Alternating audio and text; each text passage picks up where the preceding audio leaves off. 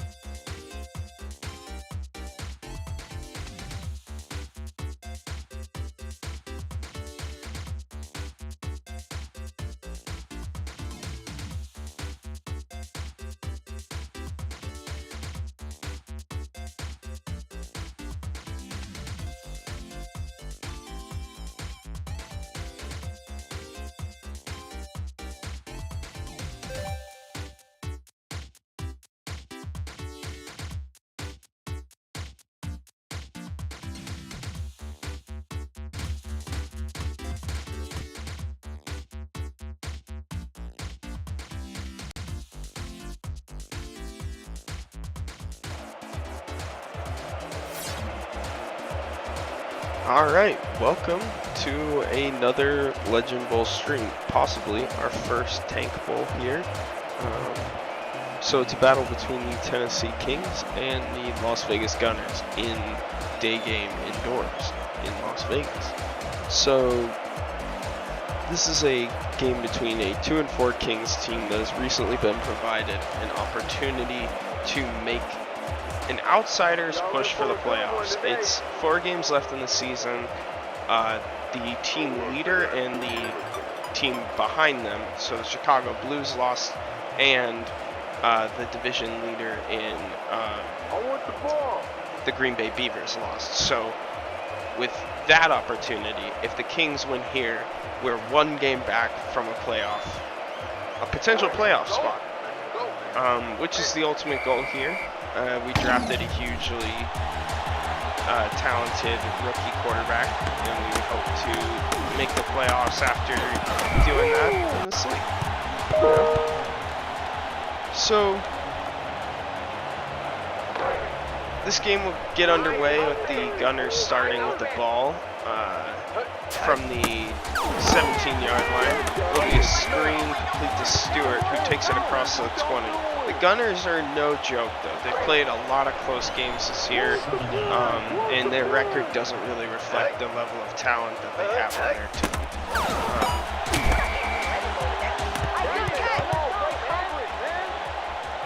So Carpenter on that one brings him out to the 22, but that'll bring him 3rd down. The line to gain is the 27, or just shy of the 27.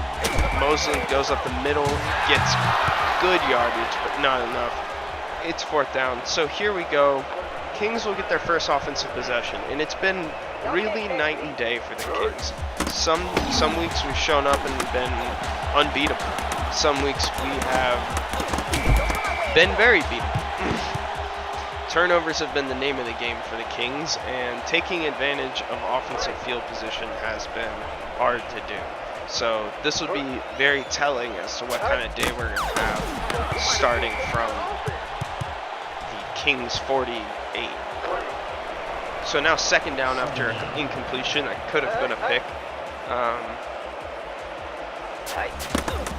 Arias will go up the middle twice, breaks some space and gets a couple yards. It'll be 3rd and 7.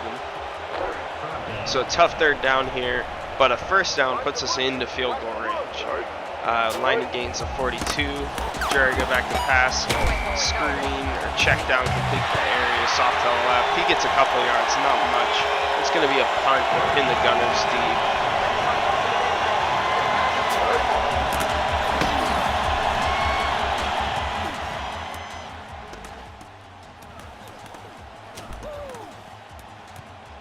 Okay, so after that punt, Gunners will take over at the 20.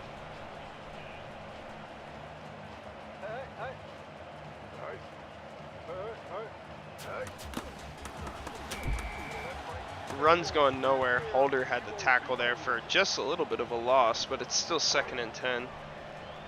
Lost like maybe a quarter yard, half yard on that play. Not much. Carpenter back to pass this time. Under pressure, he'll throw it away.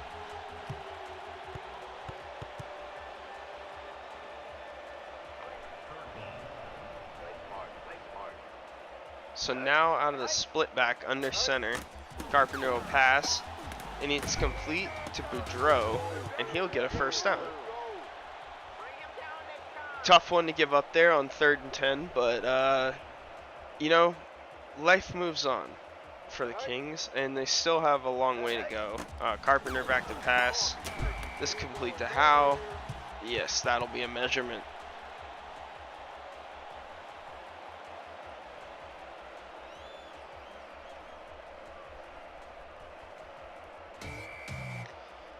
So that's short, but it's 2nd down. So they got a couple of downs to get this one.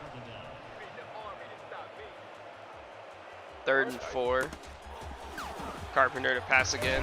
And this one's intercepted. That one was straight to the safety.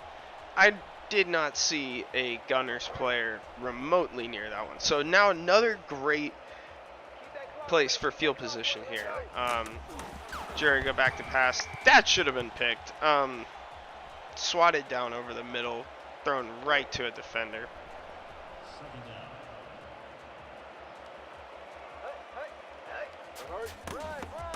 Arias.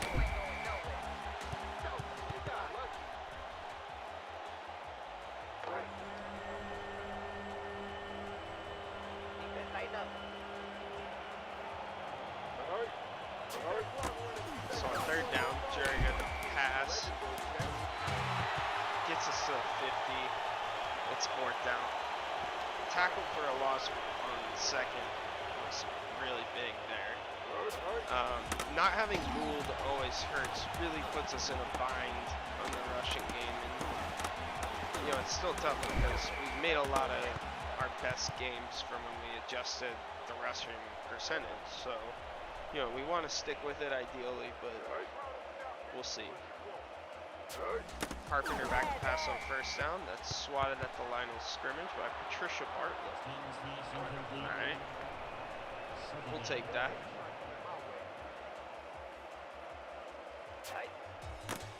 Carpenter to Boudreaux. That seems to be a good connection for them. That was a huge play. Down to the 40. Las Vegas taking over. I don't know how to say his name. Mosley? Yeah, Mosley, I think, yeah. Carpenter to pass. Ooh, just over Marr.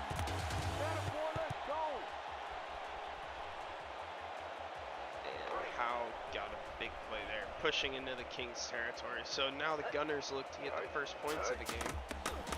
Crenshaw on a pitch. He breaks a tackle. He's got space and brings it to the 25. That's the longest run of the day so far. By a lot, I would say.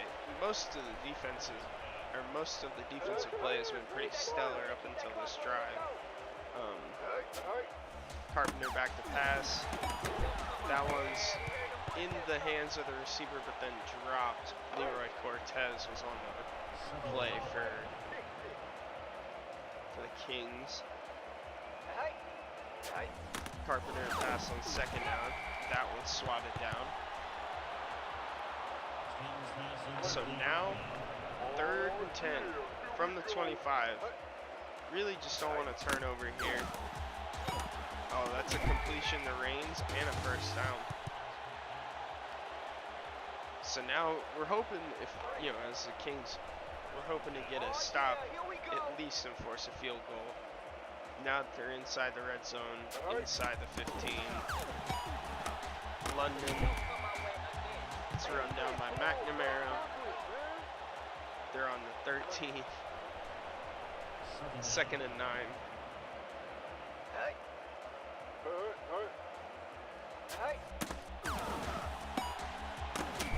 McNamara on a tackle again, but it's Reigns this time, bringing him much closer.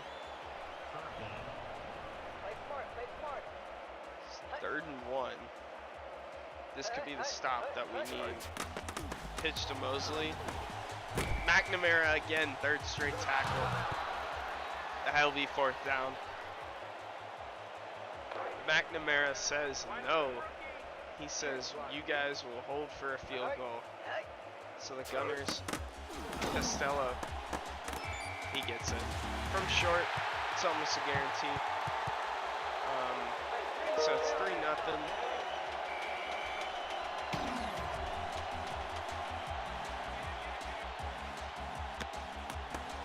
Jalen Daniel takes it from about the 1 or 2 to the 16. So this is the worst field position we've had so far. We hope we can put a drive together, but so far we have not been able to do much of anything on offense. That continues to be the case as we lose 6 yards on the first carry. Arias up the middle gains 2 of those yards, 1 of those yards back.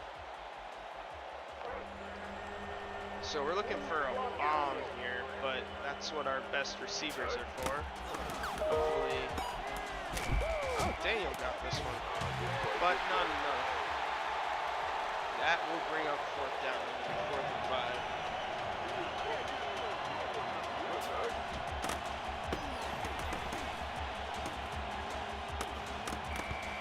This punt will go out of bounds at about the 30. Oh, they're saying the 39. Okay. Well, this is the best field position for the Gunners so far. Carpenter, and that ball is dropped. 2nd and 10.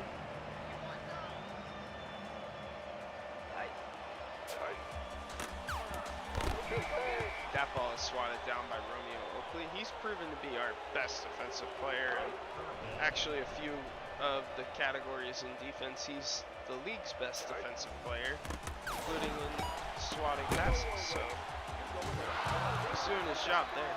Big stop again by McNamara. 4th down here. Gunners are gonna punt. Probably pin us deep again. You know, just like that, you can flip the field position battle. It'll really become hard for the other team in this game to progress and like really get a sustained drive when they're simulating. Jurek go back to pass. It's completed to Stewart, one of our offensive linemen. Our first completion, first career reception for him. One of the most elite play calls ever, the center screen. Oh, I thought he was going to get that. That was going to be good. Quick rollout to the right, and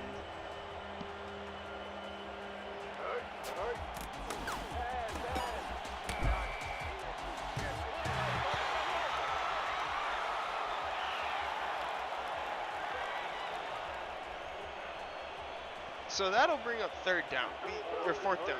We came up really short there. Sorry, my cat was trying to open the blinds. Had to open them for him. Great punt return there by Montes, and that'll bring them to the Las Vegas 43. Really close to getting into Kings territory. Pass is complete to Boudreaux, who, in my opinion, is the early game running for MVP as we approach the end of the first quarter. Not the league MVP, just the match MVP, but, you know, still a relative league award.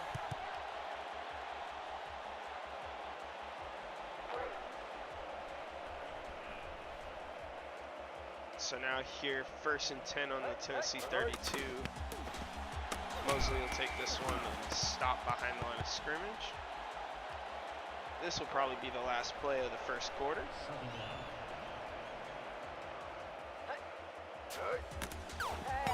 Carpenter complete to Boudreaux. He'll pad the stats and bring up 3rd and 6 at the end of the first quarter. I always wonder if it's wiser to hold there and try and draw up something better in real life, or really just try and catch people off guard. You never know. Romeo Oakley gets to that one and brings up 4th down as he swats that one down.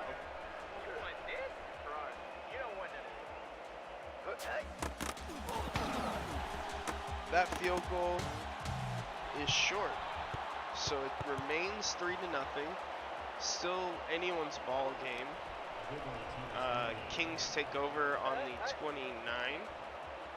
And here they go. Arias on the counter, going nowhere again. It's a big loss to start the drive. Yet again. That run defense is just killing us. Oh, Harvey got a pass there. Okay. So now it's 3rd and 6. This is 3rd and manageable. It is very possible for us to have a 1st down. Just a 1st down would be nice. Oh, Harvey again. He's got the 1st down. Okay. Nice. Nice. All right. Now we'll be selfish and ask for a little bit more, like maybe some points this drive would be great. But we seem to stall out around this part of the field. Arias on the sweep. Breaks a tackle, but there's a gang of defenders there. He's not going very far. That'll stop him behind the line of scrimmage for 2nd and 11. From the I formation, here come Kings. Massey gets this carry. He's got a little bit more room for himself there, and he gets to 3rd and 7. Again, doable.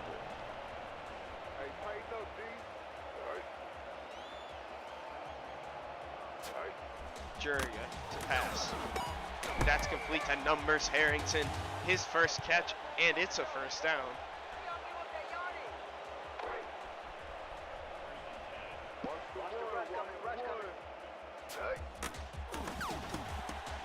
Another pass complete to Numbers Harrington on 1st down. It's just shy of the 1st down, but that brings up 2nd and 1.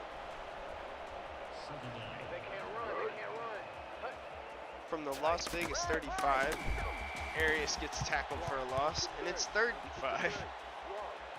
Loss of 4 there. I would be very surprised to see Arias with positive rushing yards at halftime. That would be a shocker. Arias tackled for a loss again, and that might push us out of field goal range. Yep, it's the punt team on with 5 minutes to go in the half. It's a good punt. It pins them inside the 20, but you know, we'd need a big stop here or a turnover to really capitalize on this field position. I feel like we're maybe gonna get one more good crack at the ball. Oh, Mosley's got space. He's going 40, 50. His stamina could carry him through this 30, 20. He gets tackled at the 16 of the Tennessee Kings. He took him from the 20, or he took him from the Gunners 18 to the Tennessee 15 in one play. Wow, incredible. Incredible run there by Mosley.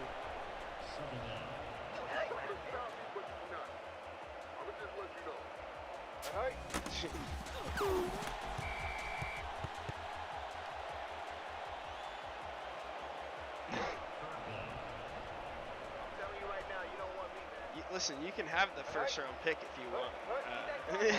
Mine's not doing so hot. Oh! There's a pick! There's a pick! Listen, you're not wrong there. I won't defend modern day country music. That's not... Drury go back to pass after that interception to save points. Thomason will take it to 2nd and 2. Yeah, but no, there's no need to defend that. I don't drink whiskey, honestly, so you know. Jury go back to pass. He's got Harvey, and Harvey's got space now. Chow catches up to him, but it's still a 1st down from the Tennessee Kings 45 now.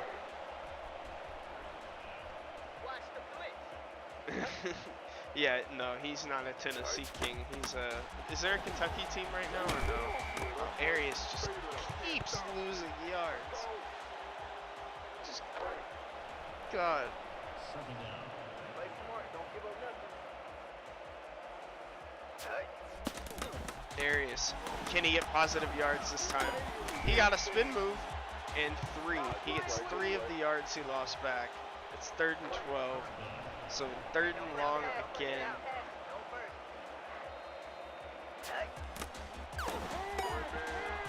Numbers Harrington can't get across the 50. 4th down. This would be another good punt, but at what cost? Savage punts. This punt will be taken from the 2. And he'll be tackled at the 24, 25. Oh yeah, no. I enjoy the trash talking. You're fine. Tennessee, yeah. Oh, I thought he was gonna break that one for a touchdown.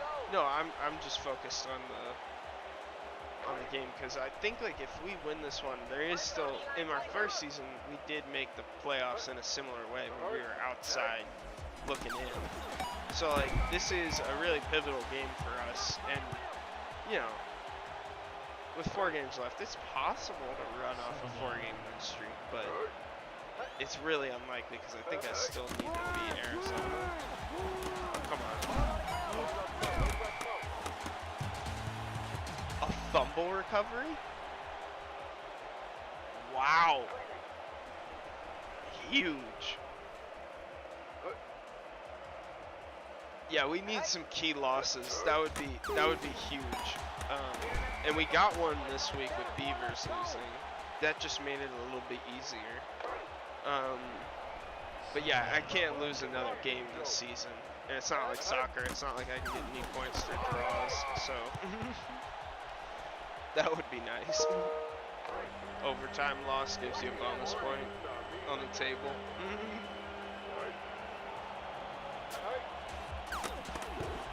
No! Horn dropped it. But let me tell you, being in a position to get that first pick, you can take a game-changing player. It seems like running backs are really the stuff this time around. So like, if you get a good running back in this next class, like it's probably a completely different game for you because they can find the edge so easily and then just take off on these sweeps. Yeah, no, this game is stuck at 3-0, which really makes me think we're gonna find some really dramatic late game stuff. Like, it's very high stakes drives each time. McNamara makes a tackle on Reigns out to the right.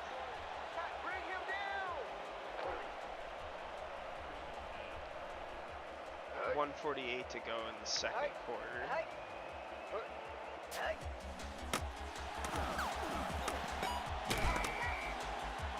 How? The completion. Second down.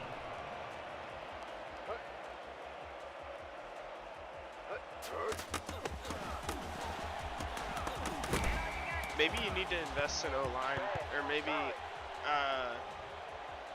like, I don't know, like a fullback maybe, or like just get a second running back that's just as fast. Like, I don't know, like, it really depends. I can never figure out exactly what gets a legible offense cranking, because mine have never been top tier. We just kind of perform when we need to, or we don't. And that's the story of the Tennessee Kings offense for sure.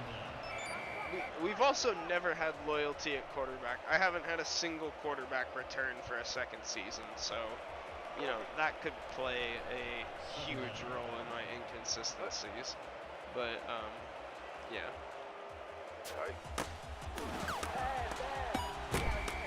It must be your O-line, man. Like, I don't know what what makes a good alignment either. Like if it's strength or if it's agility and speed, because I would imagine if they're faster, they can get to the second level easier, but I don't know if the game kings this round. Ooh, that would be nice. I like that take. Here's a long field goal from the 46. Costello's kick, it sounded like it had power, but it's just short. Oh my god. That could have been a close one. That could have made this game 6-0. It could have been huge. But instead, Kings take over on Tennessee 38. Could get some points themselves. Numbers Harrington across the 50. It's a first down. Timeout, Kings.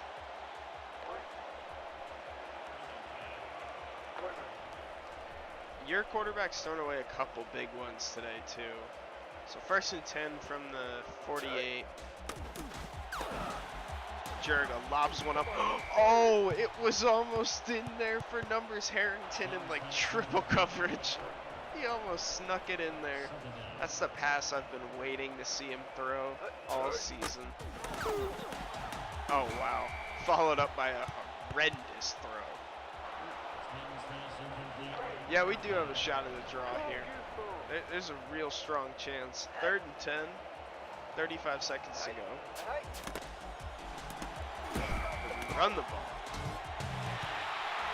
We better be going for this on 4th down.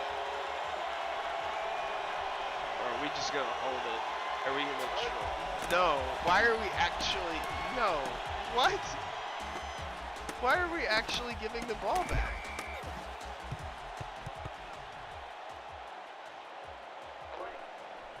So we're gonna go into halftime down 3.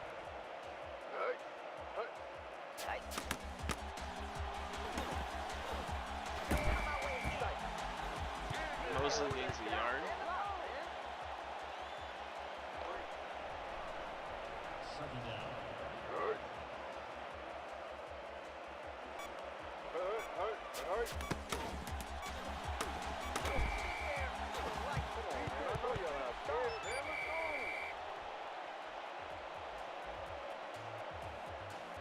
So at halftime, Kings have amassed negative 16 rushing yards. Yikes. Yeah, no, I think like some of the changes are just like simple contextual things. Some of them are just like, they're harder to explain. They just become like, I wish that like today in this instance, like that the AI would see that like these counters or these long developing runs are not working. Because your team is getting a lot of backfield penetration, so it's like we don't have time to run a counter. Whereas on other days we might. I don't know. Like that play was almost for a loss too. It was for a loss. Now it's 3rd and 3. But yeah, I think there's definitely some AI changes that could come in. Jurga hands off to Arias on the right. He gets one tackle, but can't get the rest. 4th down, first drive.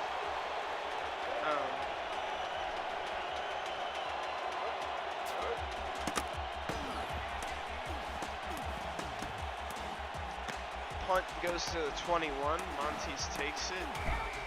He took it down the sideline pretty far to the Las Vegas 44.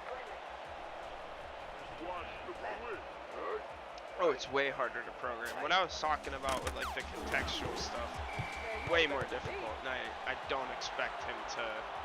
It would just be nice like to have that while we were simming it, but like I totally understand that this game isn't. It's not designed to be simmed like this in the first place, so it's like we're gonna experience that stuff all the time. Oh no, who got hurt? Oh, your center broke his hand? I love that every Legend Bowl player is a super soldier, and no matter what the injury is, it's a 2-week injury. They're only out for 2 weeks. They'll be back. They're fine. Broken femur, it's fine. 2 weeks. We're gonna set the bone. just stay off of it for a week, and then you're back into training for a week, and you're ready to go. Broken hand, same thing. We'll have a quick surgery. Just don't touch it. It's good. Jalen Daniel takes it out to the takes it out to the 22.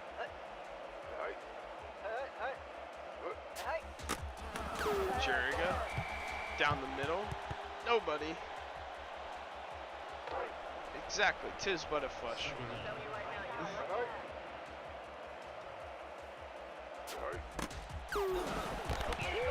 Yikes.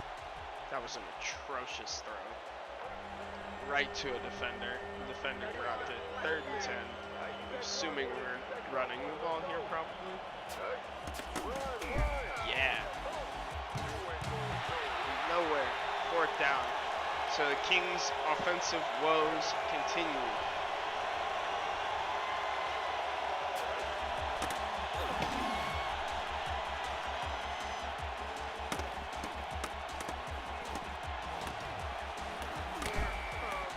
Montes takes this one across the 50 into the Tennessee 48. It'll be 1st down inside Tennessee territory. Carpenter starts. It's thrown, swatted, bobbled, ultimately dropped. 2nd and 10.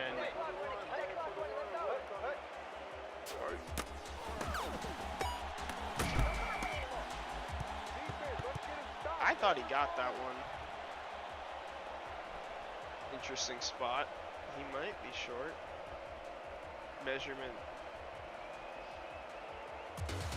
He got it.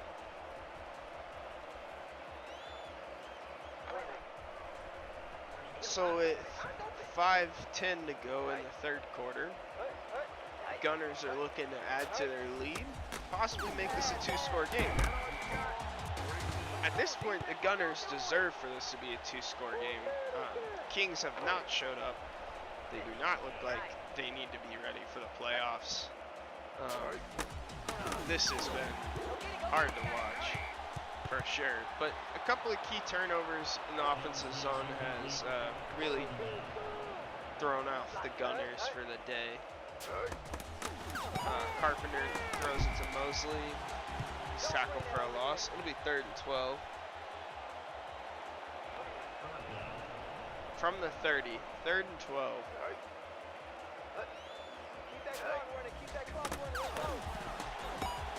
That is complete to Howe. He's loose, and that's a touchdown.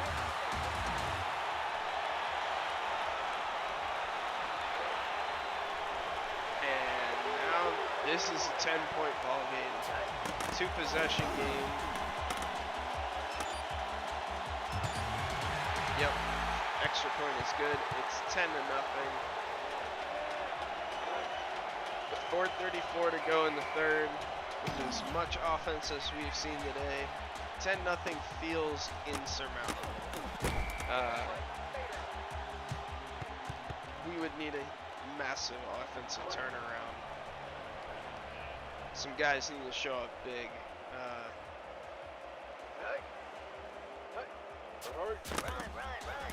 Darius up the middle. Got some yards there. 7 yards on that carry. That's probably his longest of the day.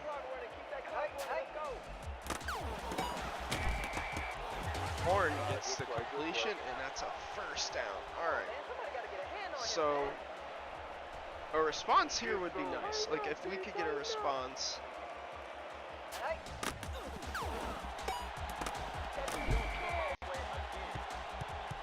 Numbers Harrington complete to the right side. Okay, so yeah, I could see that shaking out to giving me 5 and 5, getting me a wild card. So maybe 1 loss for the rest of the way. Juriga is sacked on 3rd down. No. Oh, it was 2nd down? Okay. Shotgun split back. The look to Horn is incomplete. And that'll end one of the better Kings chances, and that's again saying something about the quality of chances we've had on offense today. Defense is looking good for the Gunners. Just up front. Yeah, if we lose here, we're in trouble.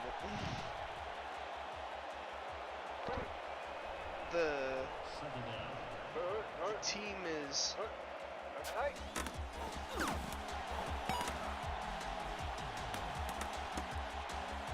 that's a completion to Boudreaux. Oh, breaks a tackle, fights across the 30, gets to the 25. I mean, at the second and third level, the Gunners are just having a field day. Oh, wow. Maher picks off. Oh, no.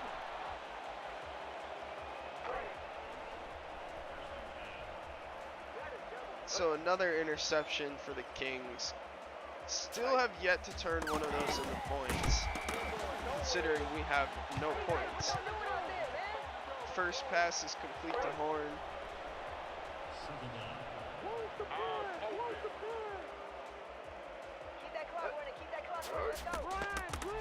The reverse to Arias.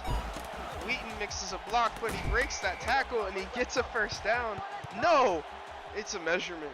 Where's the spot going to be? I thought his body was across that one. What a spot.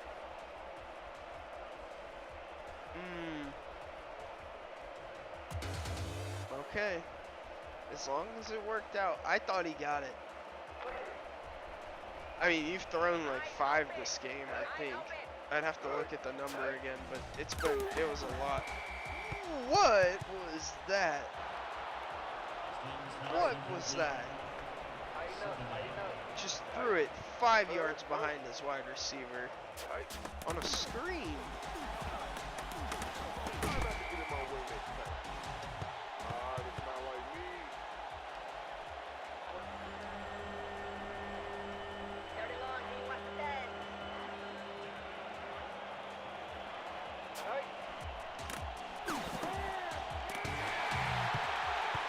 And Juriga throws one right out of bounds. Here comes the offense on 4th and 12, 5 wide. It's desperation time for the Kings, and it's picked. A short punt on 4th down as the Gunners take over on the Tennessee 37.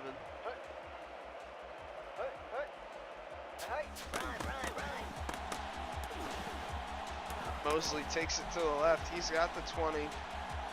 10, 5, touchdown. That's probably it. That's probably it.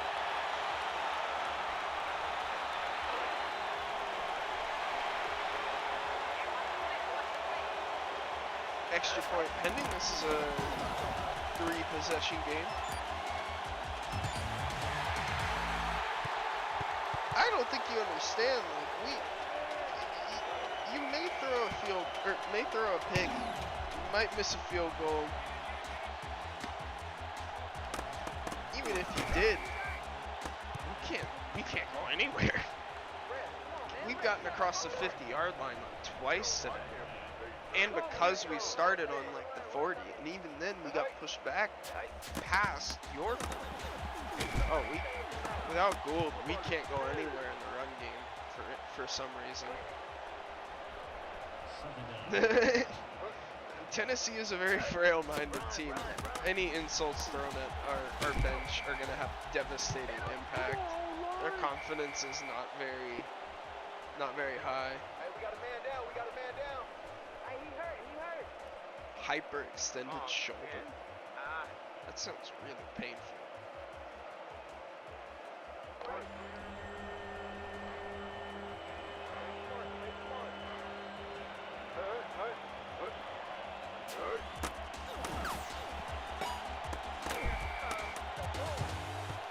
Harvey gets the first down there.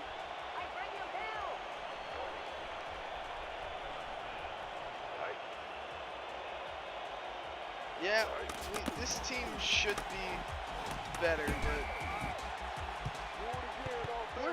we're rolling with the curse. You know what I mean? Something about the team just can't figure it out. Find the rhythm on offense. Second down.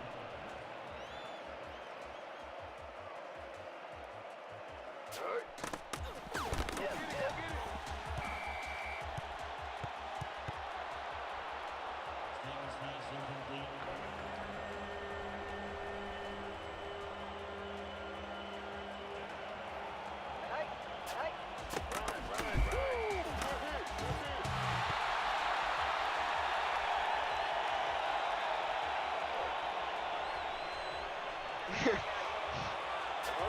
Yeah, if we could injure some of their team, that would make it better. No, I'm kidding. That would not make it better. It doesn't change anything because as we discussed earlier, the injuries are so temporary. I do like them being on. It adds like a flexibility and like a show of depth, but it definitely doesn't have the impact. Like I thought I was gonna lose a guy for a whole season or something and have to deal with that, but yeah, 22-yard line. Carpenter rifles that one over Reigns. Things nice and complete. Keep that clock running. Let's go. Carpenter to Howe. 4th down. So again, like this just becomes a battle of field position. You know, is the game theoretically over? Yeah, they are really only 1 week. Oh, Daniel's got one loose. He's got the 50. He's got the edge. Daniel does it again, back-to-back weeks. He's got a punt return touchdown. Wow. And just like that, it's back to a 2-possession, 10-point game right before the end of the 3rd quarter. In a position where Tennessee had no right being with the offensive woes that we've had. We're back in this game.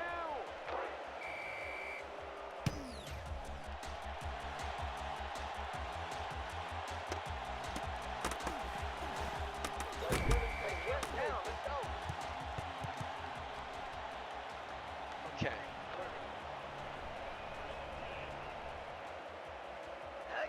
So now, 1st and 10 from the 17.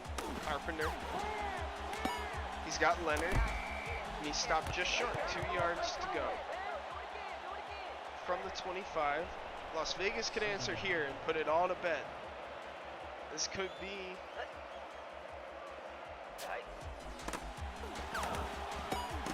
Oh, if he doesn't win special team, like return man of the year, that would be a travesty. Come on, man. Somebody got to get a hand on him, man. I think he's the only one that's got 2 now. 3rd quarter. That's it. Gunners up 17-7 over the Kings.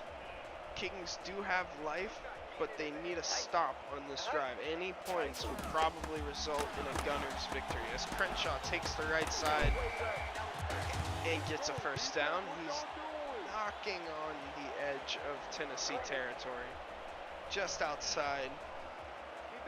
And this is huge too, because even if the Gunners punt from here, this would be bad field position for the Kings, and our offense is not very good at all today. So bad field position means we're probably not going to get points. Like we would need to see a home run ball from Harvey or Numbers Harrington to really change that. Cortez with a big stop behind the line of scrimmage.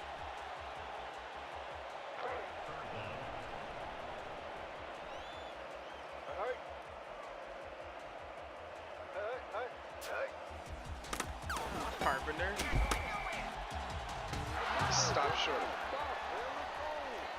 4th down. Eyes open. Eyes open.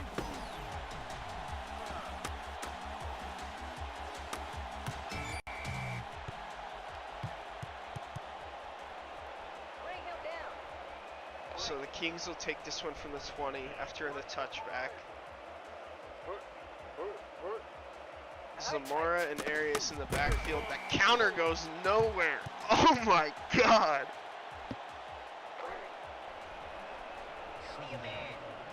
Yeah, the Kings should have played a little bit better in this one, but you know, it's not over yet.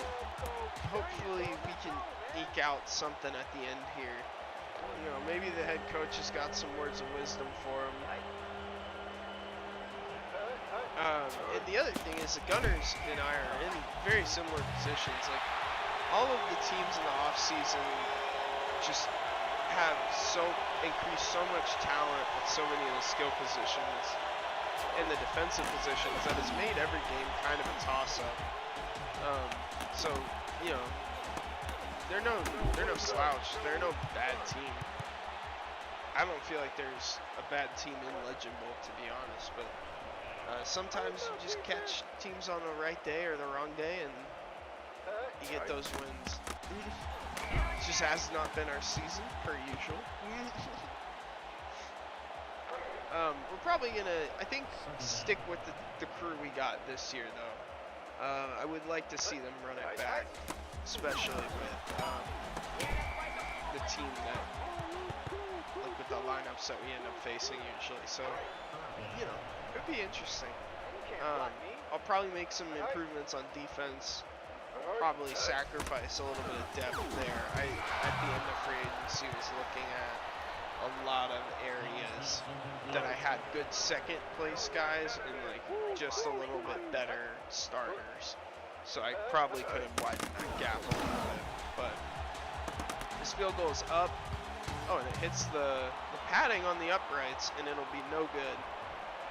So with 4:45 to go, Kings are probably going to get their best remaining field position right here from the 37.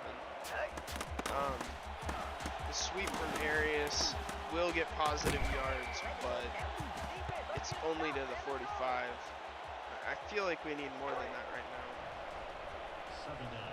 Your kicker, yeah, that's a big one. That would have added so many points to this game. You would have definitely won then.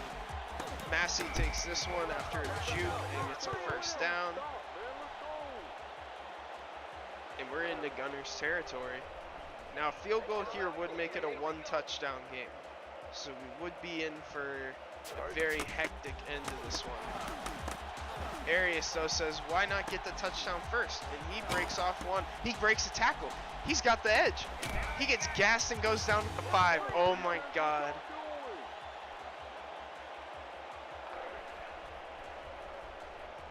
So from the 4, Juriga hands off to Massey. He's got the touchdown. Oh my gosh.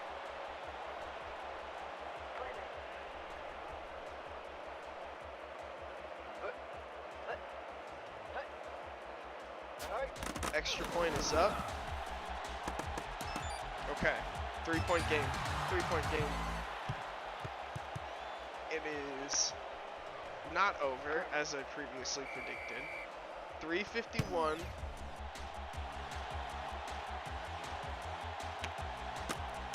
Montez taking it out of the end zone. Moore stops him before the 20. Okay. 5 wide for the Gunners.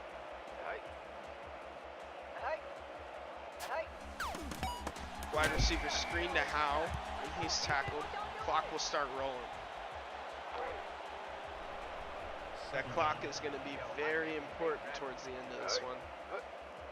Under center, single back, 2 wide. And they throw this one out of bounds. Clock stops, 3:31.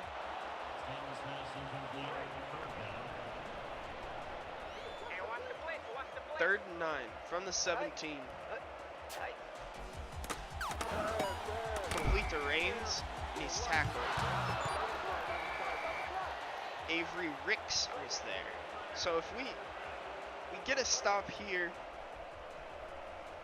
this is playoffs on this drive. Phillips with the kick. It's a nice punt. Jalen Daniel takes it from the 28. He got the edge, fakes a cutback.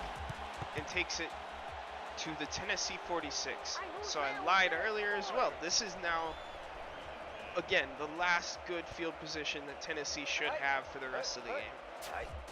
We need a field goal. Throws a pick and Mead. Mead picks it off. Muhammad Mead just snatched a huge interception for the Gunners and puts them on the Las Vegas 48. And now Reigns has it on the right side. They're into Tennessee territory, just inside the Tennessee 35. That will guarantee them another shot at a field goal. Now, no turnovers. The Gunners' thoughts are no turnovers. Bobbled by the receiver. Second Oh, down. yeah, here we go. Hey. Mosley tackled in the backfield. So this one's now at the 38. Clock stops after a Tennessee timeout. 2:56 to go. Still the 2-minute warning. Why are we taking timeouts before the 2-minute warning? That's a fireable offense in my opinion. Head coach could be fired if we lose this one.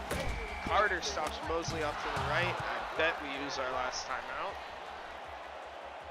Or are we not going to do that? We're just going to let them kick the field goal. All right, here they go. They don't waste any time. On with the field goal. And this one is just short too. So that's 3 field goals that Las Vegas has left just under the upright.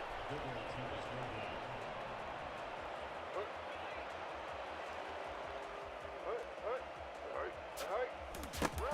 Arias, a run to the right. He's got room. Across the 50 to the 45. He breaks another tackle. He's across the 30. So now the Kings will get a shot at field goal here with 2:25 to go.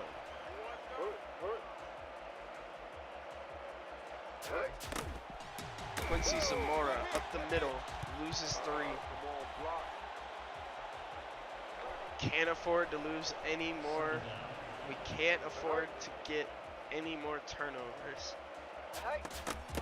Arias tackled for a loss. This is just pushing that field goal back. We need one more pass. We need something. 2-minute warning stops the clock. Just to add a little bit of perfectly timed tension, right, for a 3rd and 17 that could end up deciding if this game goes to overtime.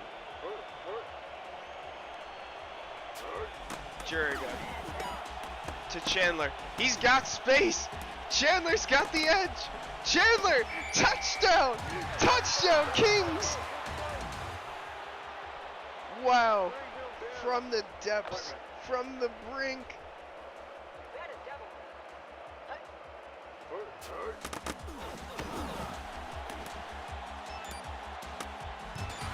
The extra point is good, and it's a 4-point game.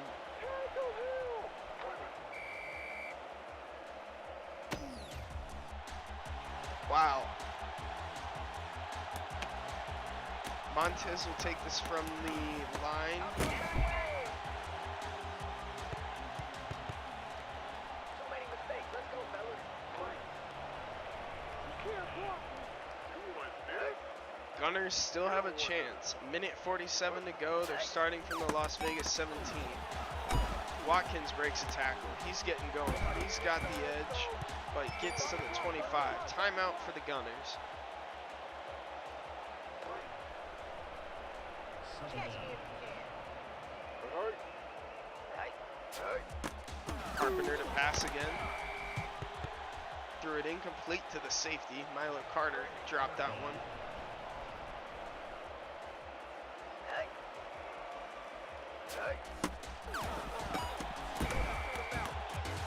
Leonard for a first down. So this is another timeout for the Gunners. The ball's just across the 30-yard line. About the 30.5-yard line. Minute 35. Mosley can't get anywhere there. Final timeout for the Gunners. So now Second down. on 2nd and 11 with a minute 32 to go, it's the ultimate 2-minute drill. how far can the Gunners get? Shotgun, split back. Carpenter hands off to Mosley. He gets tackled by a seated McNamara, and now the Gunners are in hurry up, getting back to the line of scrimmage. 3rd and 11. A minute 22 to go. Trips left. Carpenter to pass. Bobbled by Boudreaux, who's had such a good game. And it's 4th and 11. 4th and game. Weak eye formation. Tight end to the right. Howe caught, but it's short. With 1:15 to go, the Kings take over on the Las Vegas 38. They line up in I formation and take a knee. That will be the ball game.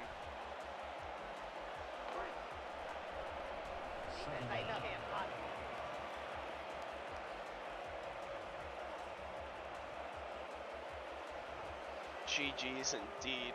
I mean, what a game. What a phenomenal game. Did not expect that, especially with how bad we were playing. With that, the Kings' hopes are alive. They put a game between them and the Chicago Blues, now sitting at 3-4. Kings could possibly have a good shot at the playoffs now. Now they only need to win the next 3. Big day, big win, still in the hunt. And the next game has huge implications for that playoff race as well, so stay tuned. Here comes the next game. And you know what, Gunners, you're walking away from this one kind of happy. You're looking at, you know, because we don't drop this game, you guys are still 1 game clear of the Blues, and you're looking still at the 1st round pick. Still can make a huge improvement in any position. So I don't know, hold your head high. Still good stuff going for the season, especially when you have 491 yards in a game. You just shouldn't lose. I don't. Oh man. Wow, those stats. Oh man. So we got a screenshot there. Just look at these a little bit more. 33 rushing plays. What did we even end up with on rushing yards? 78. I don't know how we went positive. 200 passing yards was huge. Alright, player of the game. Isaiah Howe. Oh yeah, he had 108 yards out of 400. I would say that's pretty good. He had a quarter of the yards today. Phenomenal. Yeah, the missed field goals killed you. What was I looking for? Yeah, let's see. What was the players? That's what we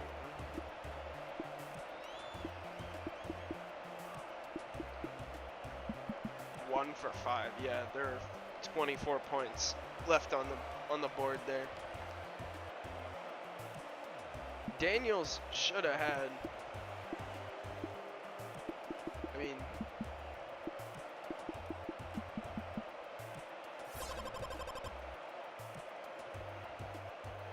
definitely gonna share that one. That's a great one. And Juriga only having 1 pick was huge too, so that was nice. But all right, I'm gonna go radio silent for a second, and we'll be right back for the second game. Stay tuned.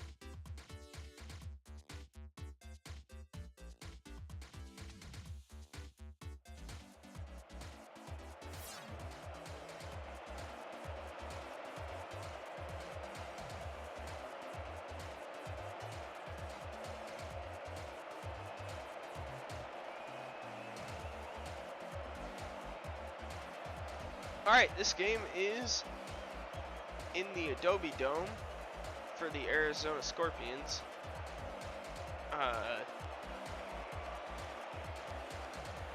So we're in Arizona for the Copperheads to come to Y'all in for a good play the one today. Scorpions. Hang on, let me... Shit. Alright. Start this. We'll kick the ball.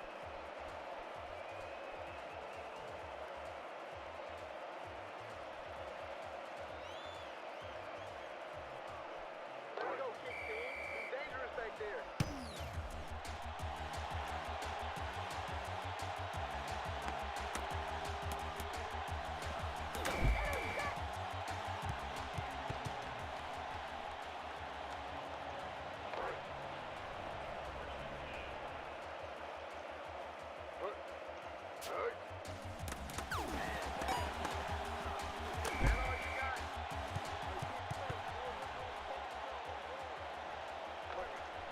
Okay, so Arizona's taken over to start the game.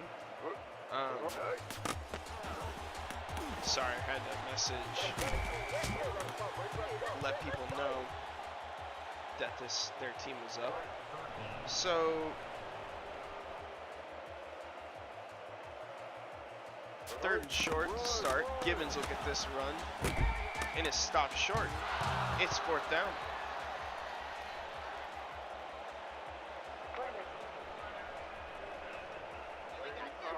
Punt for the Scorpions. So the Scorpions have a phenomenal record this season.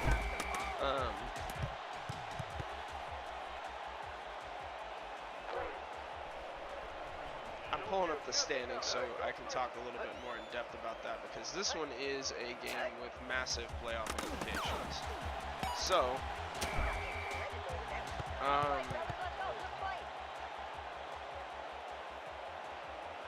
So right now, the Scorpions sit atop their division at 5-1. The Coyotes won and the Emeralds won in this cross-division matchup. I'm pretty sure the Coyotes ended up beating the Blues, so it's 2-4 teams going against each other. The Coyotes and the Kings are in similar situations now. The Scorpions, on the other hand, sit, again, atop the Western Conference at 5-1. If the Scorpions win this game, there's very little that could happen that pushes them out of the playoffs. Even with the Emerald being 4-3 and them winning out and the Scorpions losing out from here, it would be very hard to see them missing the playoffs entirely. So, as I say that, the Copperheads are also in a good situation. Now that the Beavers have lost and are 4-3, if Cleveland wins this game, they sit atop their division, and they look at a guaranteed playoff spot if they can hold on to that lead. So here we go. With that context in mind, Cleveland is driving. They're across the 50 into the Arizona territory.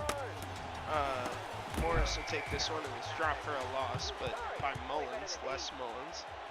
He's got 4 tackles already today. A couple minutes into the first quarter. He's having a great day. 3rd and 11. Nunez back to pass. Complete to Ellis. Just short of the first down. It'll be 4th down. And I can assume the Cleveland kicker will come on for this one.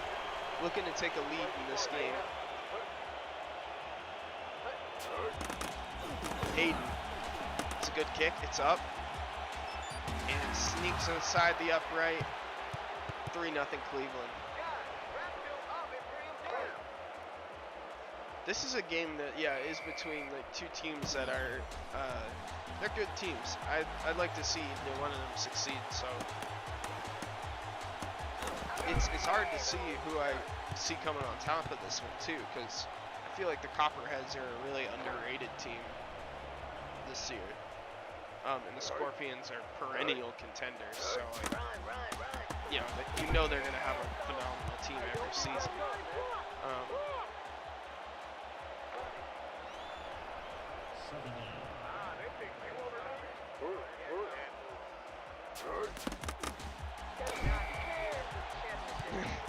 Yeah, there goes the shutout, but it's okay.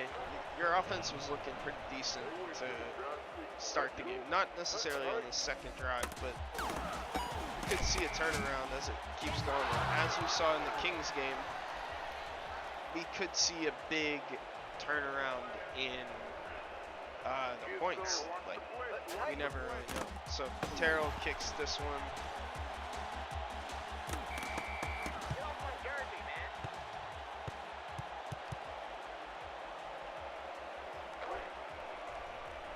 You can't block me. Nunez back to pass, and it's incomplete to Aaron Morris. Kings pass incomplete. Second down. 3:48 to go in the first. Hey, Morris on the counter. It was more like it wasn't counter, it was like a misdirection. But 3rd and inches after that one.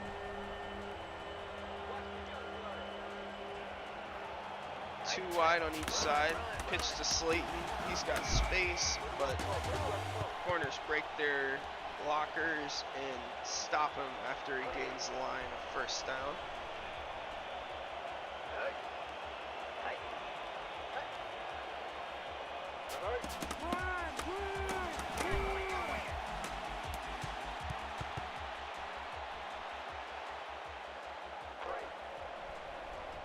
Second down.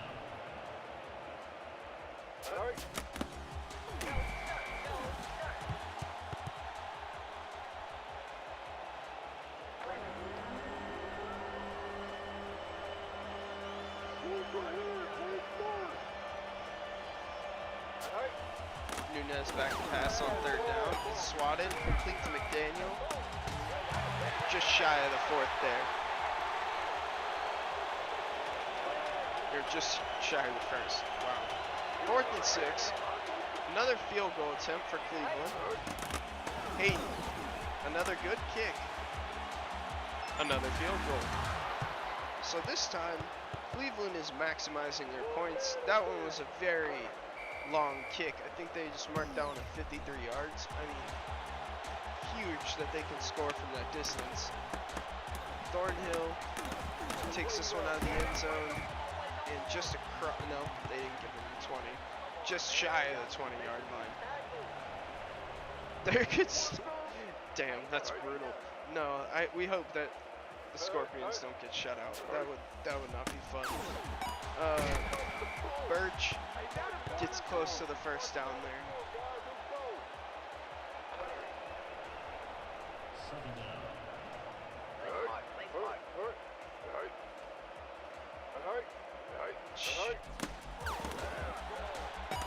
Pass is complete to Feaster. First down. I was going to say 2nd and short. I expect a run here, but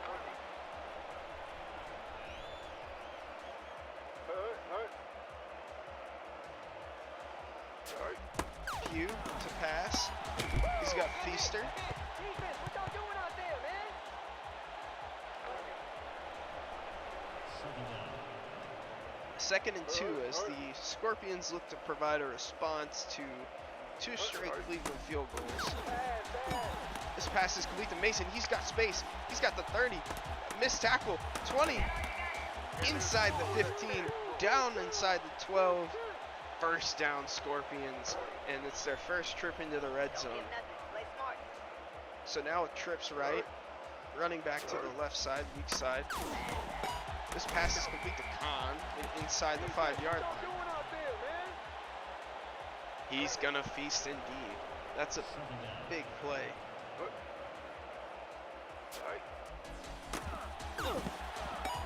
Brown, complete, out of the backfield, into the end zone. Touchdown Arizona. A minute 13 to go in the first quarter, and we have our first lead change of the day. Extra point pending. Announcers jinx his fate. It's good.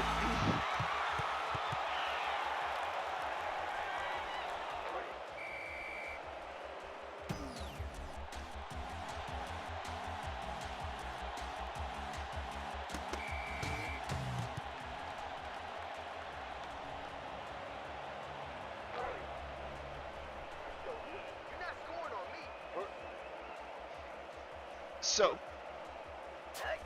again, if I could provide verbal live standings, at this moment the Copperheads remain tied with the Beavers, and the Scorpions are looking at clinching that elusive advantage that is being fought for very intensely over in the Eastern Conference. But they would pretty much secure a first round entrance into the playoffs. Or do we have buys? I think we do. This is 6 teams, right? Bird, first down. Kind of embarrassing myself as the announcer, not knowing how many teams make the playoffs, but it's all good. Morris out of the backfield. He'll get a couple yards there.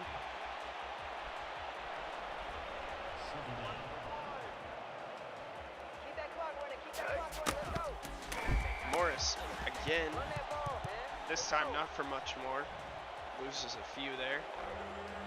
And we're coming up to the final play of the first quarter. Cleveland lined up trips left, running back to the strong side. And he throws a pick. I think that was Gleason's? No, Cortez Gleason. Gleason with an interception with 6 seconds to go in the first quarter.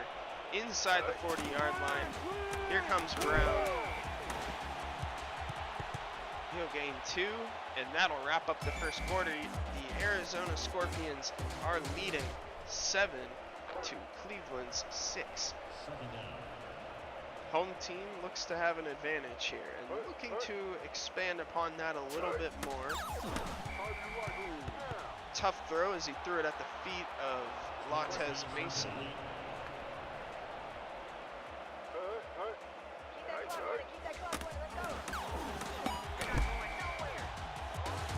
First down for the Scorpions. Hey, break the pass up, break the pass up. Watch the young blood.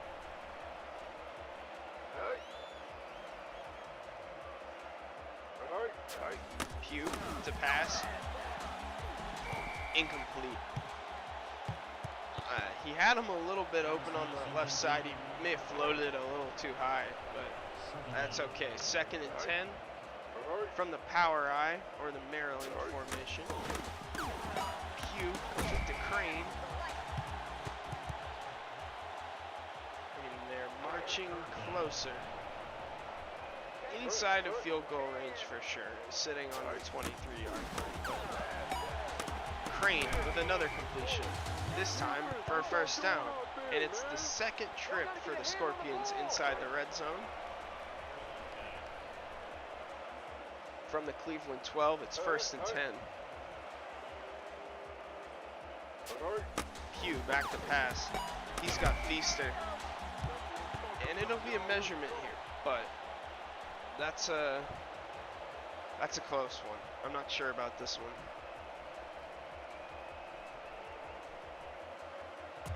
First down, so it's 1st and goal from the 2. Y'all gotta get a hand on the ball.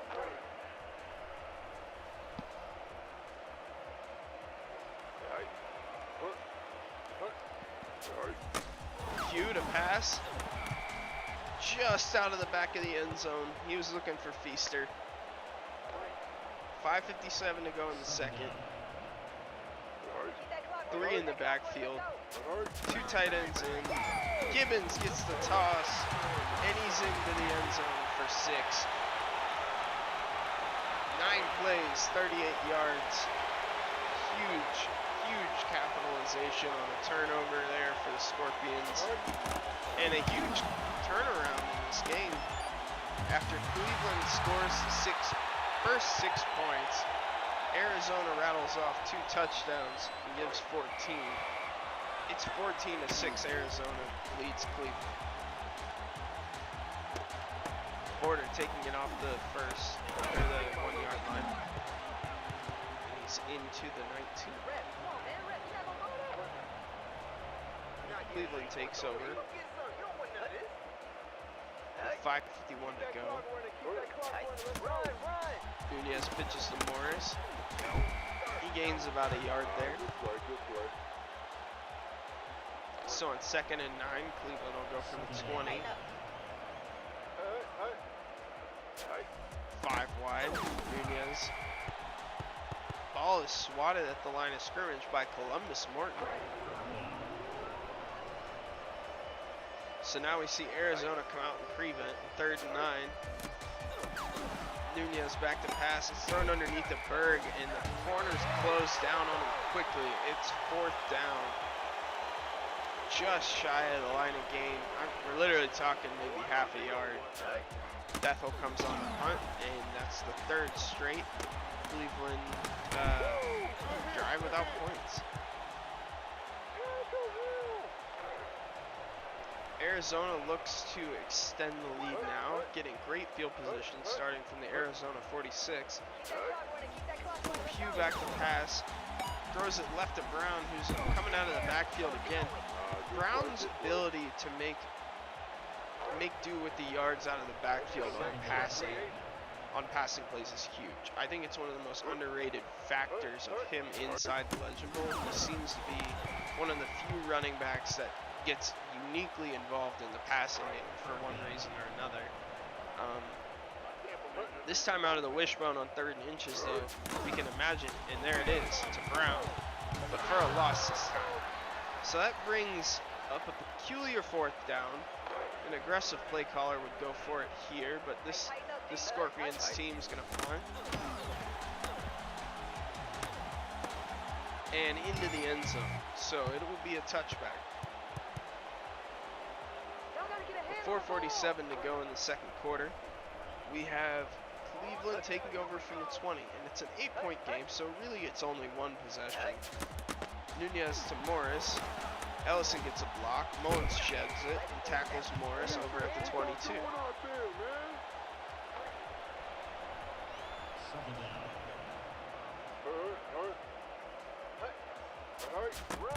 Nunez is slating out of the I formation. He gets a good run up the middle and stops short. 3rd and inches on the Cleveland 29. 30 is the line to gain. Big press from Arizona here as trips left is shown. Linebackers outside of the tackle box, but they don't need him because here comes Horton. Is that Morton? Yeah. No, Darius Montgomery. Huge tackle for a loss there. Big play. Big play. Bethel on the punt. Cray will take it. Across the 50, and again, phenomenal field position for the Scorpions.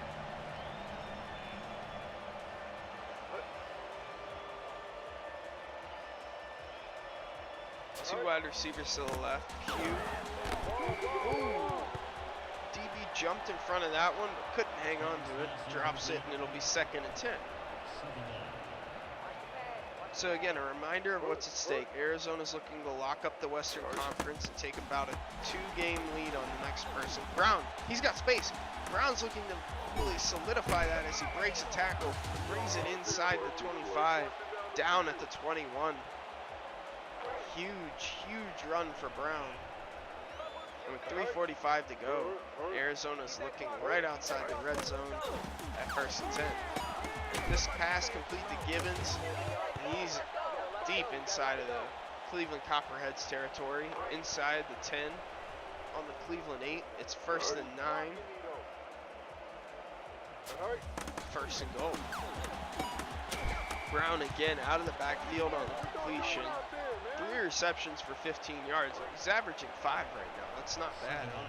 I mean, you know that average just got pulled down by the 1-yard completion he just had. So, you know, phenomenal play out of the backfield by Brown.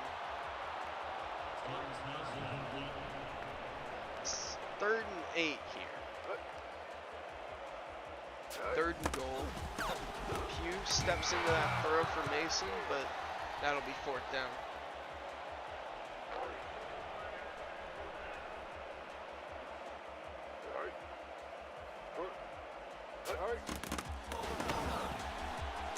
And the Scorpions nail the field goal, take an 11-point lead, and force the issue that this is a 2-score game. Cleveland's not out of it though. They have shown life on offense, unlike the Tennessee Kings, and the Kings still made a 17-point comeback. So the Scorpions' lead is not safe yet. They should have left you a You free know, agent. they could still get more points. It could extend them, but Tight. for now, Copperheads take over, first down. Morris takes for 2 yards, and it's 2nd and 8. Strong eye. Again to Morris. Loss of 2. So back to 3rd and 10. 2 wide receivers to the left, tight end, wide receiver to the right. Halfback standing to the left. Pass to Kaiser from Nunez. It's short of the first down. It's 4th down now. 4th and 2. Bethel to punt. This punt goes to the 25. McCray will take it. Jenkins tackles him at the 40. And Arizona takes over from the Arizona 39. Pugh to pass. Getting chased. Throws it into coverage. A little bit overthrown, but it's all right.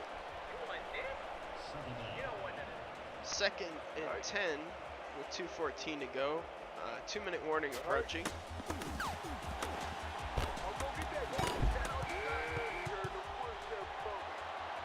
It was swatted, caught, and then dropped.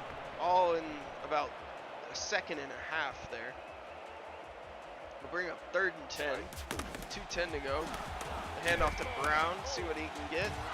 About 3 yards, and that'll bring up 4th down. So finally, Cleveland has stopped the run of Arizona points. They have held them to a punt. Terrell kicks. Porter takes it from the 5, and Easter takes him down at the 16. 17. They say that's the 16. That's probably the 17. 1st and 10. 2 to the left. Morris to the left. Takes the handoff on the sweep. Taken by Tyreek Pack. Watch the rush coming, rush coming. Don't give him nothing. Hey. Nunez pitches to Morris. Mullins takes him down at the 16. 15, they say.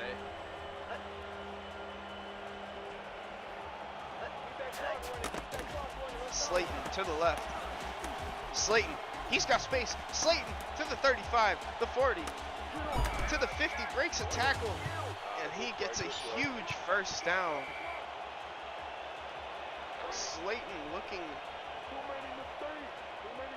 Cleveland timeout. 1:14 to go.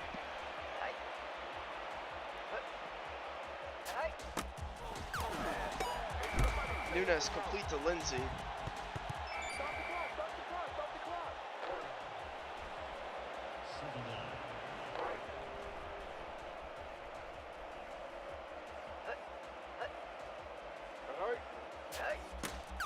Nunez. Bobble. 3rd and 3.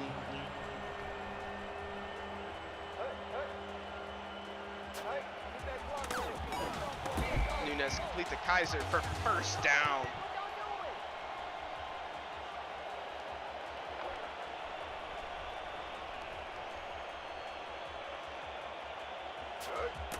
Nunez complete to Pitts, and that's another first down. Inside the 25. 50 seconds remaining. Timeout called. Final timeout for Cleveland. Cleveland looking at guaranteeing a field goal. Well, I mean, they just called their final timeout. You'd like to see them have saved that one. Arizona on the 23. Nunez to pass, swatted at the line of scrimmage. 2nd and 10. Again from the 23. 2 wide, under center. And it's picked. Oh, That's a crushing interception. Dedrick Juliet, huge pick.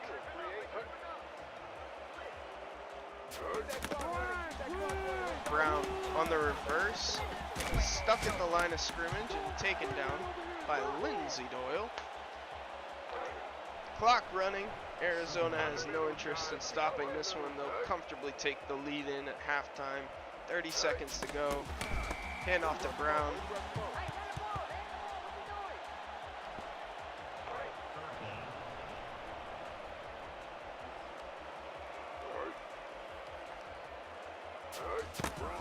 Gibbons to the left. He's got space. Almost beat Porter, but couldn't quite do it. That'll be fourth down. So 10 seconds to go. Punt. 3, 2, 1. That'll end the quarter and the half. Porter will get taken down at the 35 and the punt will go nowhere. As halftime comes around, Arizona looking ahead in most statistical categories. Not by a ton. Double the passing yards of Cleveland just off that quick read through there. But yeah, here it goes. Second half is underway immediately. Touchback off the rip. Y'all gotta get a hand on the ball. So on 1st and 10, we got two wide receivers left, tight end, wide receiver to the right. Running back in the backfield to the left. Nunez under pressure from the middle, throws it away off to the left side. And from the 20, we have 2nd and 10. Similar formation except reversed. No, split back and shotgun. It's only one wide receiver to the right this time. Ellis gets a block. Morris has to beat one man. Oh! Stumbles over the receiver, that wasn't a receiver, the corner.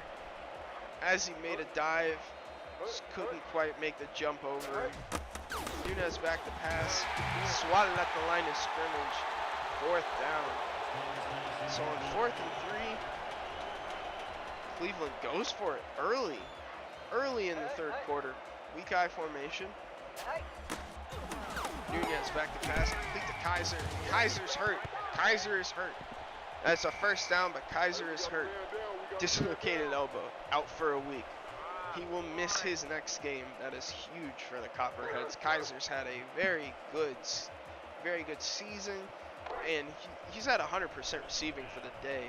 That's something that's very rare in Legend Bowl from a receiver. Nonetheless, the drive continues. 1st and 10. Morris takes the handoff outside to the left, and he will get a couple yards there. It'll be 2nd and 6. Nunez to Morris, and he loses some yards there. 3rd and 9. So a net gain of 1 yard on the 2 Morris runs. And now, stacked inside the box.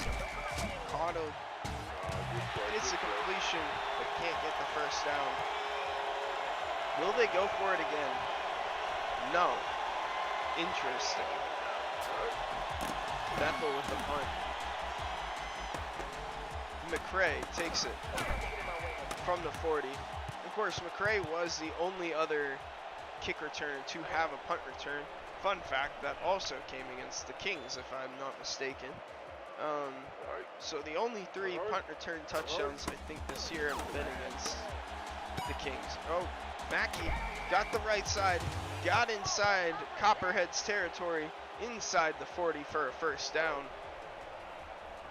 From the Cleveland 37 now, it's 1st and 10 with 5:43 to go in the third. Pugh pitches to Brown on the misdirection. Brown doesn't gain anything, and it's 2nd and 10. Under center, split back, tight end, wide receiver to the right, wide receiver to the left. Another handoff to Brown, this time for a big loss of 3. Russell Vang with the tackle for a loss there.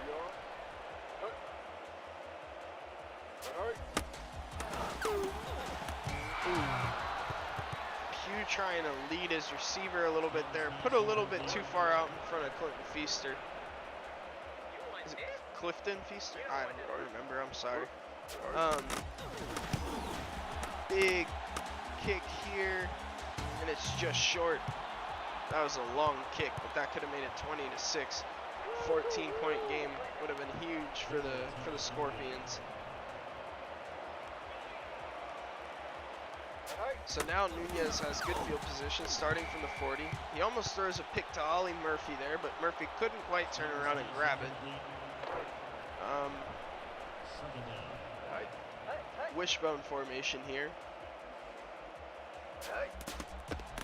Slayton on the toss. He's got the right side. Did have the edge and the first down. Breaks into Arizona territory. And they're on the Arizona 49. Come get some. You don't want none of this. Pitch on the reverse to Morris. He'll gain about 5 there. Inside the 45. From under center, split back. Cleveland hands off to Ellis. And he's got 3. He's got 2 there. So 3rd and 3. Ellis again. They really trusted the fullback there, and he couldn't quite do it. 4th and short. Field goal units on. Home crowd getting loud. The kick is up. It's very short. That's no good. So no points for Cleveland off of some of the best field position they've had today to start a drive. Arizona takes over from a similar spot. And they throw a pick. Pugh has thrown an interception. Orville Morrow. Huge interception there. 1st and 10 this time from Cleveland 48. Aaron Morris for a yard there. 2nd and 9.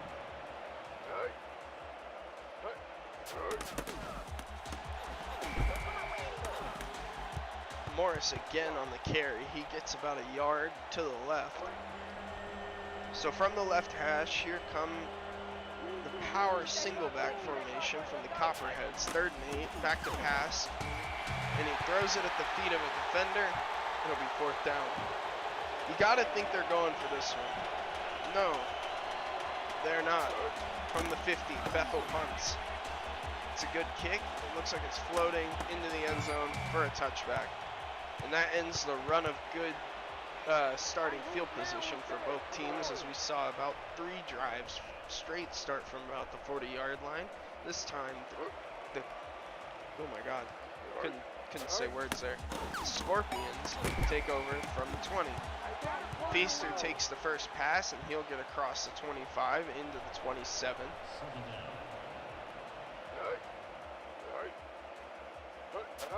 Pugh back to pass, swatted down. He's intended for Mackey, but couldn't quite connect. 5 down on the line of scrimmage for the Copperheads, looking for a run here.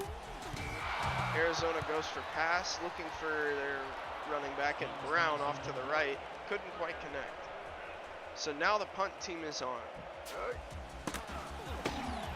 Oh, it says he shanked the punt. Still got it to the 21-yard line. And Mackey makes a huge tackle at the 31-yard line. By all respects, that could and should have gone a lot farther. But Mackey made a huge play there, taking him down at the 30 instead of the 31. Only a return of 9. Usually shanked punts cost you a lot more than that. That's a big bailout.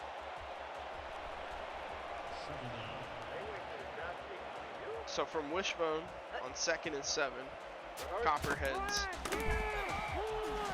take it up the middle and can't get anything.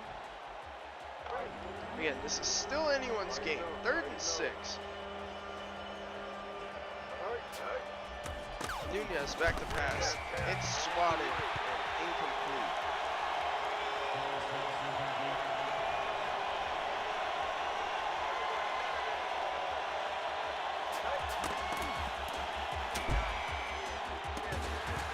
On 4th down, Copperheads go for it this time and can't quite get it. Ollie Murphy with a tackle for a loss.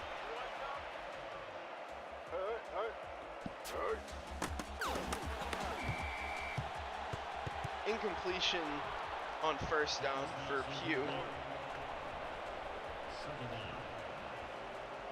Scorpions looking downfield at 2nd and 10. Crane with the completion across the 30, shy of the 35. 3rd and 3. Oh my gosh, on the 25. Their drive, I forgot, they're deep inside Cleveland territory. This time it's 4th down, but it will be a field goal for Arizona. And the attempt is coming now. No, there we go. The kick is up, and it's good. So Arizona takes a huge lead. No, I'm kidding. It's still really big. It's 14 points. This is the 2nd largest lead we've seen on the broadcast today. Touchback.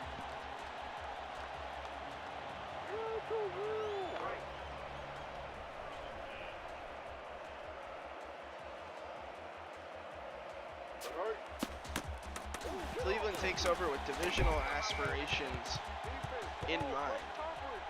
Gain of 6 on the run for Aaron Morris.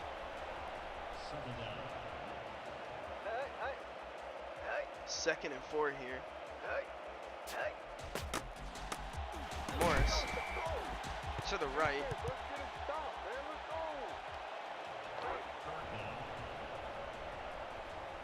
Third and 2 here for Cleveland.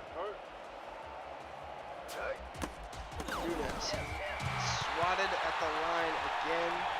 Crowd explodes, and it's 4th down. Bethel to kick again. McCray. Tackles made by Pitts. Decent return by McCray for about 12. You know, Pitts again making a huge play to stop a bigger return, but you know, Q back to pass. Oh, he had Feaster in that open spot. Couldn't quite connect. Couldn't make it the big play they needed. Pugh. Complete to Mason. He breaks a tackle. Inside the 35. Virtually guaranteeing more points and the forcing of another 17-point lead for Arizona. 1:23 to go. 5 wide. Pugh to pass. He looks at McCray. He's got the 20-yard line and he's tackled. Clock running. Arizona driving. 5 wide again. The passing attack has worked so far. Pugh to pass. Throws a wild pass down the middle of the field. Probably a miscommunication between the wide receiver and the quarterback. Pugh to pass to Mason. Inside the 15. Looking at 3rd and 4. Line to gain is just inside the 10.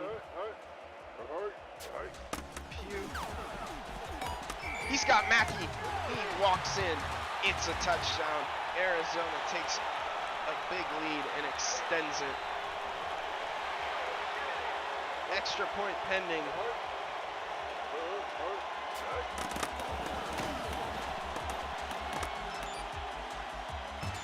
It's good. Arizona 27, Cleveland 6. And the dreams of playoffs are all but a reality for the Scorpions with 50 seconds to go in this 3rd quarter. They just need to hold a 21-point lead from the 16. It will be Cleveland's ball. Arizona looks to have the Western Conference crown also locked up, seeing as the Beavers, the Emeralds, and the Copperheads will all be tied at the live standings in 4-3 records. The Kings and the Coyotes being behind them at 3 and 4. Big nights for those teams in the last 2 nights. Eastern Conference will be underway tomorrow and Thursday for those interested in that. We'll preview that a little bit more as this game continues. But for right now, Copperheads facing another 4th down. I'm assuming are going for this. No, they're not. It's so spotty on which ones they're going for. Punt from Bethel, taken by McCray. He gets a couple blockers and across the 50. With 2 seconds left, the Scorpions will take the last play of the quarter. Pugh to Brown. Up the middle, there's an injury in the backfield. And our injury is to Mr. Norton, an outside linebacker, high ankle sprain. He'll be out for 1 week. That'll end the 3rd quarter. Oh, shit. Wouldn't be my stream if I didn't let my controller die. Just wouldn't be me. I went through the whole first game too. I was so proud of myself. I was gonna be quiet about it until I got through it all. Brown out of the backfield, gets a reception, gets a 1st down. That's 11 yards on that pass play. Pugh swatted, and it's 2nd and 10.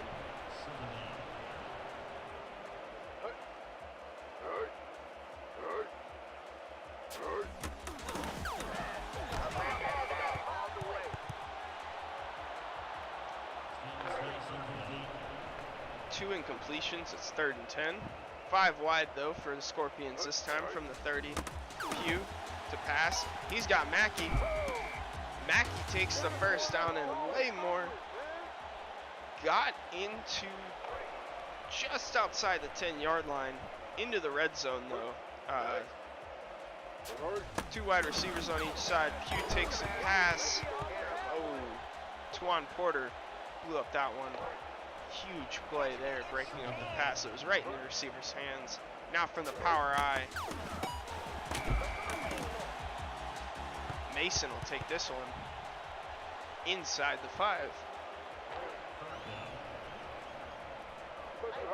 Arizona's looking to seal up this victory and again seal up their lead on the Western Conference. As 4th down looms, we imagine the field goal unit will come on for an easy chip shot here and extend the lead to 24. Effectively making this a 4-possession game. That'll do right there. That kick is good. Arizona's up 30 to Cleveland 6. Here goes the kickoff. 6:08 to go. Touchback. So with 6:08 remaining, Cleveland takes it from the 20. And they're looking from the wishbone to make a impression here. Slayton on the pitch. Mullins makes the tackle.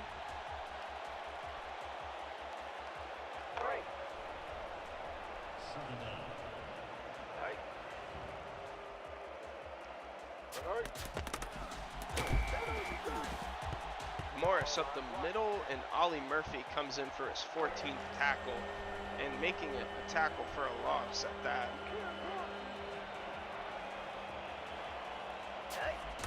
Nunez back to pass, complete to Pitts. But that'll bring up 4th down. Will they go for it here? How desperate are the Copperheads? And seeming to have resigned to their fate, Bethel is on the punt. An all too familiar statement as McCray tracks this ball down and is brushed outside the 42-yard line.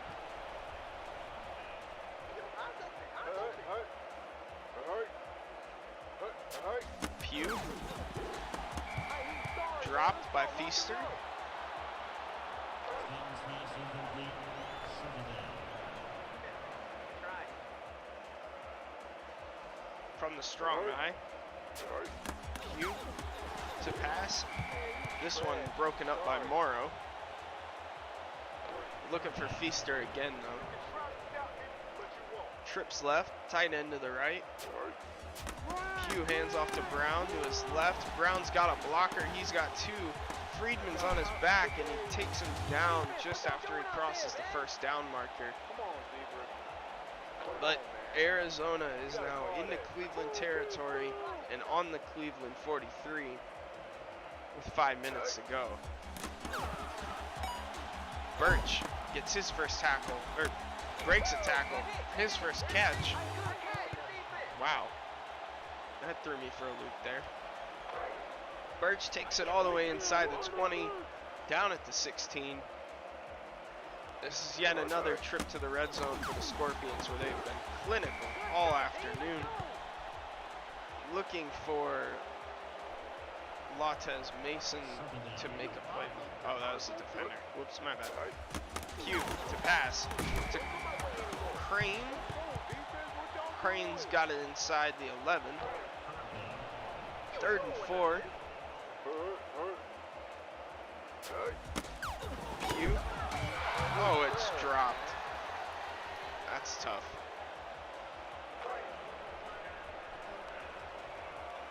Field goal unit on again. Carrillo. Into the uprights. It's good. He's had a phenomenal day. It's 33-6. Everything going right for the Scorpions. As 4:26 remains on the clock, you would imagine when the lead is at 27, that should do.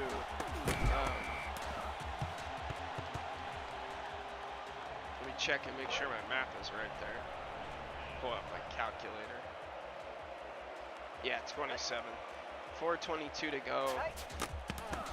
Morris will take it out to the right. He gets maybe a half yard there. Second down. Morris up the middle. Breaks a tackle. He's got space. He's got lots of space. He gasses out early though. Oh. Wow, that could have been a huge play. He spent too much time at the line of scrimmage there. Good run. Copperhead's showing life. Across the 40-yard line of the Cleveland Copperheads. Nunez takes the snap, passes to Caudill. And he stopped shy of the 50. With under 3:45 to go. Nunez pitches to Morris. He's taken down for a loss.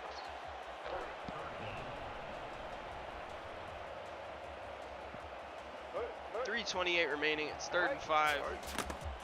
Ellis to the right. Pitts with a block. It's not enough. It's 4th down. You're into Arizona territory. They need the points if they want a chance. Yep, they're going for it. 2 wide receivers to the left, running back to the left, tight end wide receiver to the right. It's a sweep to Morris.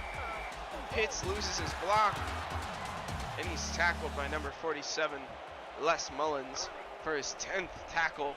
And none could be bigger, as that seems to have put the dagger on this game. With 3 minutes to go, Arizona looks to be walking out of their home building in Adobe Arena with a huge win. And again, they'll be at 6-1, 7 games into a 10-game season. They have 3 games remaining. If they win 2 of those, they likely wrap up the Western Conference, considering their next highest win total is 4. So there's a 2-game spread for them to cover in 3 games. It's very unlikely. The Scorpions would need to lose 3 games in a row. They're one of the best teams in the league. They have a phenomenal record so far. All hats off to them.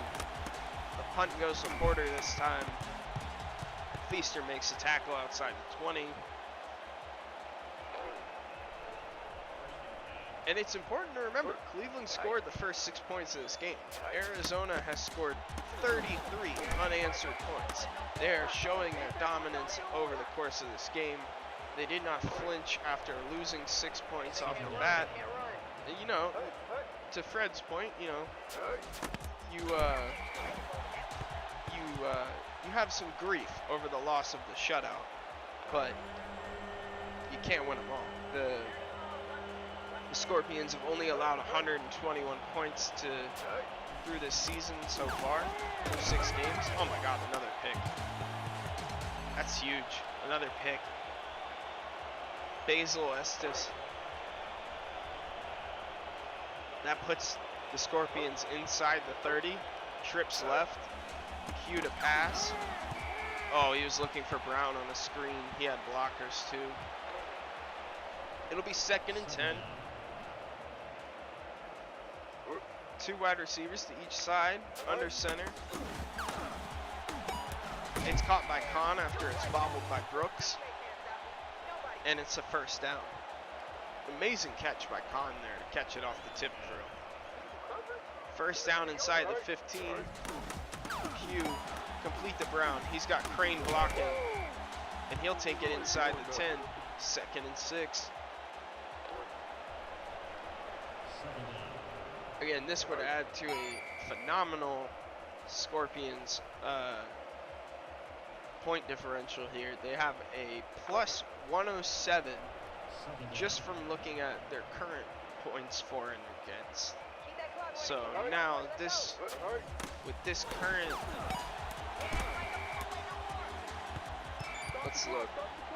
Yeah, the only one that has a better point differential this season would be the Beasts. The Madness have a good point differential. They've only allowed 68 points, but that's huge. Arizona scores again. This will make it 40-6. That's a 34-point differential. You know, they're the only team. They lost on the road 2 games ago, or 3 games ago now that this game's wrapping up. And this will bring their current win streak to 3. This will end a 2-game win streak for the Cleveland Copperheads, and, you know, kind of add to the misery of their current point differential. So Cleveland has a winning record. They will be 4-3 at the end of this, but their points allowed before this game were 139. Their points for were 120. They were running at a negative 19 for the differential this season. Not great, and their road record will drop to 2-2. So, yeah, they're still 2-1 at home. They lost the game on the road and at home coming into this one, and this will obviously be their 2nd road loss. But this has still been a good game, a good showing for them. They just have had too many turnovers and have lost the field position battle almost insurmountably, just turning the ball over on their own 20, 30 several times. Really kind of hampered their ability to come back. Certain decisions they made to go for it when they didn't on other times that would have extended longer drives. You hate to see that, hate to see it kind of end like that, but Cleveland's driving now as they cross into Arizona territory. Nunez back to pass, complete again to Caudo. Last pass was a huge completion, but clock is running as there's no more Cleveland timeouts. Trips right, Nunez to pass. He's got Pitts. Pitts has got space. Pitts is looking to correct a little bit of my point differential talk as he walks in the end zone. So 7 plays, 81 yards. Cleveland's got 12. It'll be 40-13 pending this extra point. Yep, that's good.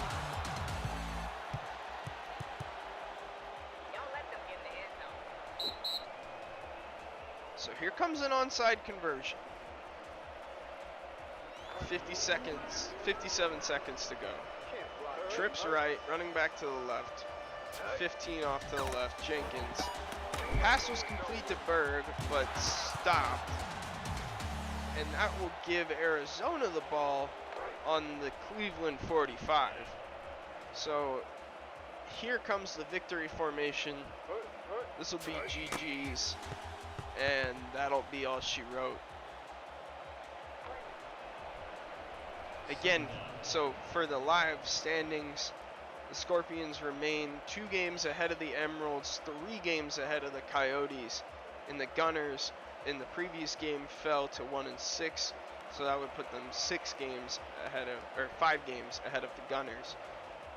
In the Big Lakes division of the Western Conference, this puts the Copperheads on the same level as the Beavers. They will still be leading the division at the same time at 4-3. The Copperheads obviously did not improve their point differential this week, and so they will still be behind the Beavers. But the Kings made gains in our previous game. Oh, on the final? Oh no! Travis broke his toe with 12 seconds to go. His right tackle is out. Oh no! What a horrible injury! On the last play! The second to last play of the game! Don't punt it with 5 seconds left. Just let the clock expire. Come on. Well, there we go. Thank you. Thank you for, yeah, thank you. It's been a great time. This time, the team with more yards has prevailed. So, let's look through these stats real quick. Only 2 more first downs for the Scorpions. But remember, like I said, they were just so clinical in the final half of the field, especially in the red zone. When they got in the red zone, it was all points all the time. Yeah, in the field position battle, that was huge there. Starting field position average was 41 for the Scorpions. Can't beat that. Can't beat that at all. Our player of the game, drum roll please. Garrett Pugh, phenomenal. 32 completions, 355 yards, 1 pick. That is very rare in a Legend Bowl game of this recent edition. So 3 touchdowns, 1 pick, longest pass for 43. He is having a very good day, 54% completion rate. Wonderful, wonderful. Well, look at some of the receiving. Brown had, 5 receptions for 30, average for 6, long of 11, a touchdown on the receptions. Just great.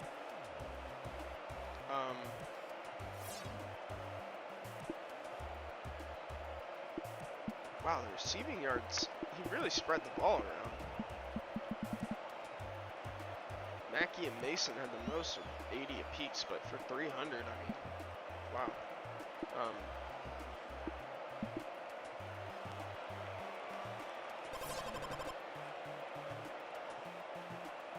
36 attempts for 81 yards. Oh my god. And one of his longs was 34. Jeez. That's a nightmare stat line. If I had a fantasy guy get 8 points off of 36 touches, I might cut him the next day. Well, thank you all for being here. Phenomenal game. I will catch you all next Tuesday for the next Kings game, and should be a barn burner. I think the Scorpions are coming to. Wait, let me check this before I preview something. No, next Tuesday we go back to divisional rotation, so Chicago will play Tennessee to really see who takes the bottom of that division. Gunners will be going back to Kansas City. Arizona's going to Seattle to fight out the top of their division.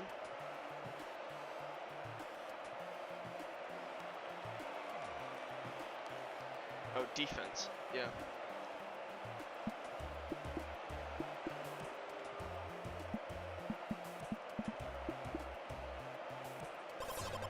Wow.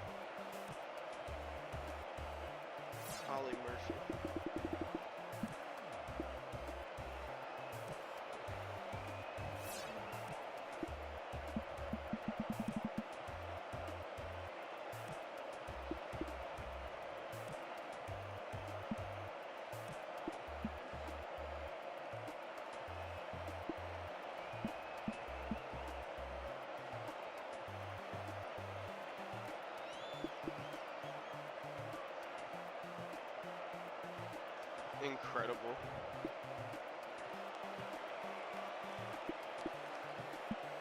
Huh. They just.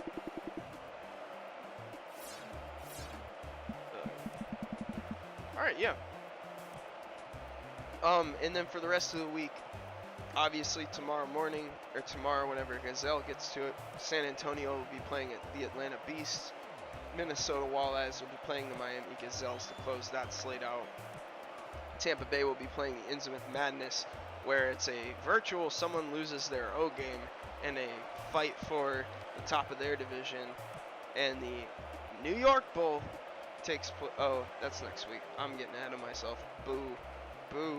Sorry. Tomorrow, Atlanta plays Tampa Bay. That's a huge game. Whoever loses that one, you know, again, big chance to gain a lead in the conference division. I can pull this up for you guys too.